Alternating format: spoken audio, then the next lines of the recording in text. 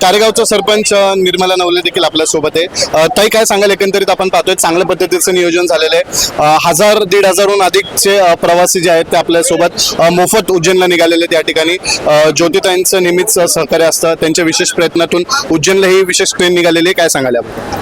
खरं तर खूप आनंदाचं वातावरण आहे. एकंदरीत जिल्हा परिषद गट असेल, पंचायत समिती गण असेल, तर सर्व गावांमध्ये आणि एकत्रितरित्या एवढे महिला असतील, युवक युवती, ज्येष्ठ नागरिक सर्वजण उज्जैनला जात आहेत आणि तिथे देखील काही कार्यक्रमांचं आयोजन आम्ही सर्वांनी मिळून केलं आहे. ज्योती मामी आहे, अजून रांजणगाव पंचायत समिती गटाचे जे उमेदवार आहेत, महेश दादा आणि मी असेल, तर आम्ही सर्वांनी मिळून अतिशय उत्तम प्रकारे आयोजन या ठिकाणी सर्व आमच्या भाविक भक्तांसाठी केलेलं आहे आणि सर्वजण जाऊन तिथे दर्शन घेतील. नागरिकांमध्ये उत्साहाचं वातावरण आहे.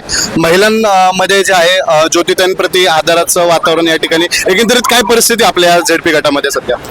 जेडपी गटामध्ये अतिशय चांगली परिस्थिती आहे आणि पुढे देखील सर्व गोष्टी अतिशय ज्याप्रमाणे आम्ही ठरवलेले आहेत आणि नागरिकांच्या मनामध्ये जो उमेदवार आहे तर नक्कीच त्या उमेदवाराचा आमच्या सर्वांचाच विजय निश्चित होणार आहे. तुमची सगळ्यांची महिला आघाडी चांगल्या पद्धतीने कामाला लागलेली आहे. घरोघरी जाऊन तुम्ही प्रचार करत आहात. एकंदरीत कशा पद्धतीचं वातावरण ज्योतिताईंबद्दल या ठिकाणी निर्माण झालेलं? कारण आपण पाहतोय वळसे पाटील साहेबांच्या माध्यमातून मानसिंग यांनी भरपूर निधी आणल्याचं या ठिकाणचे नागरिक म्हणतात. एकंदरीत काय विश्वास वाटतो यंदाच्या निवडणुकीत? मामा 20 ते 25 वर्षापासून समाजकार्यामधून राजकारण करत आहे आणि मी गेली 5 वर्षापासून समाजसेवेतून सर्व लोकांना माझा भेटण्याचा योग येतच असतो आणि मी आवर्जून भेटते.